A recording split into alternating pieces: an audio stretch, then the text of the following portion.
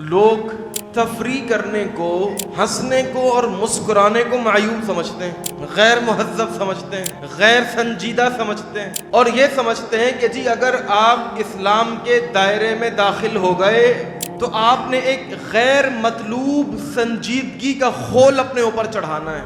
آپ نے کوئی تفریح نہیں کرنی، آپ نے کوئی ہنسی مذاق نہیں کرنا، آپ نے ایک روکھی سوکھی زندگی گزارنی ہے، ایسے بن جانا ہے گویا کہ تاریک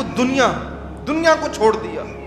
تو یاد رکھیے یہ غیر مطلوب سنجیدگی کا خول یہ اسلام کے اندر نہیں ہے۔ اسلام کے اندر تفریح بھی ہے، اسلام کے اندر ہنسنا بھی ہے، مسکرانا بھی ہے، اسلام میں خوشی کو انجوائے کرنا ہے۔ عید کا موقع ہے، عید کو انجوائے کیجئے، شادی بیاہ کا موقع ہے، شادی بیاہ کو انجوائے کیجئے، گھر میں کوئی بھی خوشی ہے، کسی کی بات پکی ہو گئی ہے، کسی کی شادی ہو رہی ہے، کسی کا رشتہ طے ہو گیا ہے، کسی کی اچھی جاب لگ گئی ہے، اس کو انجوائے کیجئے۔